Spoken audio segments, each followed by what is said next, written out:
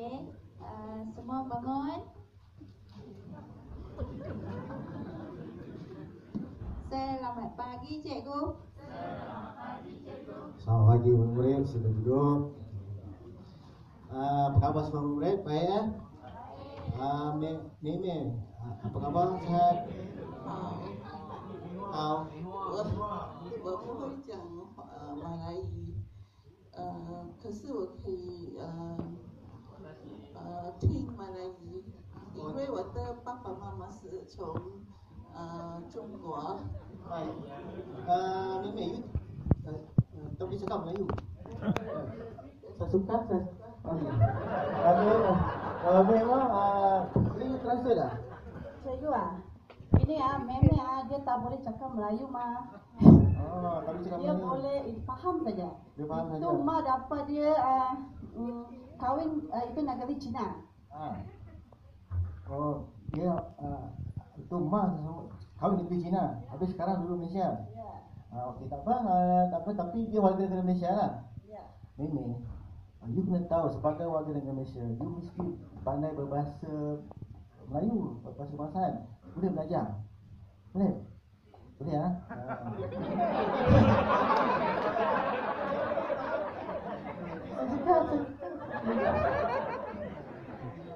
Lagi ada apa? Okey ya. Kita sebagai maknanya kita bila kita bagi sebagai warga negara Malaysia, ada 4 perkara yang harus kita tahu. Pertama sekali ialah kita mesti berbahasa kebangsaan. Kerana kepentingan bahasa kebangsaan itu ialah menyatukan di negara kita. Ada banyak bahasa. Macam Meme cakap bahasa Cina. Saya pun tak faham. Saya tahu wah ini itu je kan. Wapura itu. Tapi kalau kita masing-masing bercakap dalam bahasa kita sendiri, bagaimanakah kita ingin bersatu? Sedangkan kita sebagai warga negara Malaysia, kita bisa bersatu. Faham terus? Betul tak? Faham? Terus pula kau memang faham lagi. Tak faham ni kan? Okay. Cikgu, saya ada satu masalah. Sudah lama saya fikir tidur pun tak boleh. Lena sudah tidur payah mau jaga. Saya punya Pak India mari. Ya. Dia jalan dia sampai Nepal. Jumpa saya punya mak. Jadi betul saya lahir. Oh betul. Dia lepas itu dia jalan lagi. Dia sampai Malaysia. Lepas itu dapat itu Kumala. Jadi macam mana saya punya status cikgu? Ini betul. Awak sudah dari India. Ya, saya punya Pak dari India. India. Jadi macam mak India juga. Mak Nepal. Oh Nepal. Oh. Jadi awak ni tercelup air panas kenapa je tu? Bukan, saya tahu itu India punya mari. Dia saya jual putung ayam punya India. India ada sikit warna itu. Tapi apa sahaja itu? Cikgu, nanti dulu. Ini kami punya apa dari Malaysia. Gitu. Kami punya Ahmad itu Nepal mari. Kahwin dapat saya punya abang. Abang. Ya. Lepas tu Ahmad sama apa datang ini Malaysia. Dapat saya. Cuma saya mau tahu saya punya abang apa itu warga negara dia? Sekarang awak adik. Ya. Ini abang. Ya, ini abang saya. Oh, abang. Ya, abang saya. Macam saya panggil dia abang. Abang saja abang. Okey, Nepal tu Nepal lah. Yang ni putih.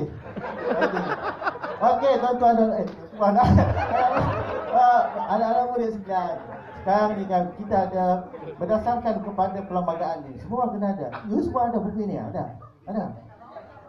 Tahu tak? Lepas ni diwajibkan membelinya. Okey. Kalau tak mampu beli photostat. Faham? Okey. Berdasarkan kepada Cikgu nanti mau tanya mutu boleh mengundi ke cikgu? boleh, tidak saya terangkan. Okey. Sebagai keluarga negara Malaysia kan. Saya terangkan jelaskan kedudukan mutu ni berdasarkan kepada perkara 14 -1 kurangan P. Betul. Maknanya mana-mana mereka yang lahir panjang ni.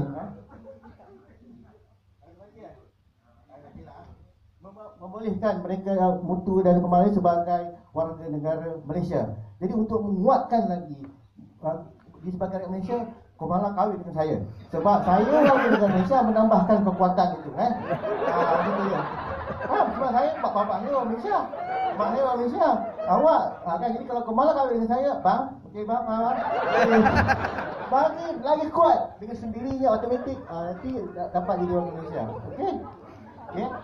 Ada soalan lagi? Ada? Oh, abang awak ni orang Malaysia sebab mak awak pergi dia dekat Malaysia, berdasarkan kepada Pak Abdali. Kalau saya nak baca buku ni, pukul 3 petang pun habis. Dia sempat di depan kan. Tapi tak apalah, saya bacakan.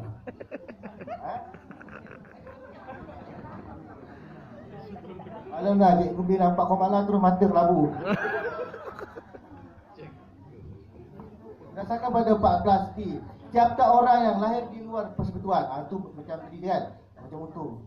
Ya motor jumpa bapa jual putu mayang. Sekarang dulu punya putu mayang. Okey, pada atau selepas hari merdeka dan bapanya, pada masa kelahiran itu ada seorang warga negara dan juga telah lahir di persekutuan atau pada masa kelahiran itu berada dalam perkhidmatan di bawah persekutuan, dia jadi warga negara Malaysia. Tak faham tapi saya kalau sebelum awak jadi abang saya gaya bebas, saya belum tersenang tidur Okey. Cikgu, saya nak tanya. Okay. Bahasa kenapa bahasa Melayu ni penting cikgu untuk perpaduan nasional? Yalah kan. Ini dia saya terangkan tadi. Kita ada berbagai-bagai lapisan masyarakat, ada Jawa, ada Nepal. Kau orang pergi mana? Ada orang bahasa. Jadi kalau ada Cina, ada India, bila kita menggunakan satu bahasa, bahasa itu melambangkan bangsa. Macam tadi kawan kita kata, bila kita keluar negara, kita tidak membawa kau, kita membawa negara kita, Malaysia. Jadi akan lagi sebagai bangsa Malaysia. Jadi kita kena bercakap dalam satu bahasa. Kalau tidak, kita pening kepala nak belajar bahasa Jawa, bahasa Banjar, bahasa Bugis, bahasa Arab, bahasa Cina, semua pening. Jadi semua orang bercakap dalam satu bahasa. Kita lihat di Thailand, semua orang bercakap bahasa Thailand. Kita lihat di Indonesia, semua bicara dalam bahasa Indonesia. Semuanya begitu, walaupun ada berbagai suku kan. Jadi kita Malaysia perlu bercakap dalam satu bahasa untuk menyatukan hati kita. Ini dia, itulah kepentingan bahasa Melayu. Adakah ada menjawab soalan saya tuan? Okey cikgu, saya ada soalan. Okey, kita cerita mengenai perpaduan. Okey, sebenarnya apa kepentingan kontrak sosial untuk menjamin kita punya perpaduan? Kontrak sosial ni bukan kerja kontrak membuat bangunan ya. Kontrak ni maksudnya okey, pada satu ketika dulu, pada Malaysia ingin mendapatkan kemerdekaan daripada pihak British. Pihak British memberikan kita pilihan. Kita pula, saya tak ada, orang semua kan. Orang ni memberikan pilihan kepada orang yang bukan ni, kepada India, sama ada mereka balik ke negeri India, atau kepada negeri China, balik kepada asal negeri China, ataupun kepada negara mana-mana negara Commonwealth, England ke, Australia ke, New Zealand ke, Papua New Guinea ke. Kalau saya tu pilih Papua New Guinea, ataupun mana-mana negara Commonwealth lah. Tapi mereka ini tidak ingin pulang ke negara asal mereka dan tidak ingin pergi ke negara Commonwealth. Mereka memilih untuk tinggal di negara Malaysia. Maka kerana itu, orang-orang Melayu di sini boleh tinggal di Malaysia dengan syarat kami menerima anda sebagai warga negara Malaysia, tetap orang Melayu menerima orang bukan Melayu sebagai warga negara dengan syarat, iaitu yang pertama sekali mereka mesti menerima agama Islam sebagai agama persekutuan. Yang kedua, bahasa Melayu sebagai bahasa kebangsaan. Yang ketiga, mengiktiraf hak-hak orang Melayu. Dan keempat, mengiktiraf Majlis Hari Raya. Ini dia. Jadi berdasarkan pada konsep jus solan, bukan jus sangkit ke jus buah-buahan, tak ada, jus solan. Jadi dengan adanya ini boleh diterima. Itulah wujudnya kontrak sosial. Cikgu, saya mau tanya, kenapa saya tak boleh masuk UiTM? Itu orang Melayu saja. Ini soalan, terima kasih orang penting kepada. Okey. Kita lihat di sini di sini aku pun cakap macam ni. Di sini kita lihat di sini, maknanya kita mesti mengiktiraf hak-hak orang Melayu kan. Jadi UiTM maknanya hak UiTM ini ditubuhkan untuk orang Melayu untuk meningkatkan taraf pendidikan mereka, dengan harapan dengan pendidikan mereka dapat itu ia akan meningkatkan lagi taraf ekonomi. Yang bukan untuk Melayu, untuk berputera, tetapi hak ini diputuskan oleh Majlis Raja-Raja. Berkaitan dengan kota-kota ni yang diputuskan oleh Majlis Raja-Raja. Dan kita lihat dalam 4 perkara ini, Majlis Raja-Raja kita mesti tidak boleh mempersoalkan hak pada Majlis Raja-Raja. Kemudian kalau nak masuk universiti, kita ada banyak universiti di Malaysia sekarang. Ni ada 20 universiti yang kita tak pun banyak ada universiti Melayu. Dulu saya ada 8 universiti je. Universiti Melaya, Universiti Kebangsaan, Universiti saya sekarang saya pun tak faham. Ada Unimip, Unitub, Unitap, Unitik, Unitus, Unitis, macam-macam universiti ada. Tak faham, 20 universiti sekarang ni. Pening boleh nak masuk. Unit 10, Unitum, Unitus, ada banyak universiti kan. Jadi pilihlah nak masuk. Tak payahlah masuk ITM, banyak lagi universiti. Kau masuklah. Faham? Kau pilih nak masuk mana? Kalau universiti lah. Kalau. Mana? Apa? Cikgu nak tanyalah kan. Tadi itu cikgu cakap saya punya abang yang kira warga negara sini kan. Tapi ini saya punya abang boleh jadi itu PM ke cikgu? Saya punya abang Mutu ini boleh jadi ke cikgu? Kalau bisa kata kalau ada kita sebagai warga negara Malaysia, usahakan jadi PM. Jadi Timbalan Perdana Menteri pun boleh. Okey. Pasal apa? Di dalam syarat di Perdana Malaysia, dia asalkan dia warga Malaysia, dia boleh menjadi seorang Perdana Menteri. Dia tak kira kau bangsa Nepal ke bangsa apa ke, tidak ada menyebutkan bahawa seorang itu mesti berbahasa Melayu. Dia mesti asal dipilih oleh Dewan Negara, persetujuan di Persidangan Agung, dia boleh jadi Perdana Menteri. Tak ada masalah. Dia ada berhak untuk diundi dan berhak untuk mengundi. Okey?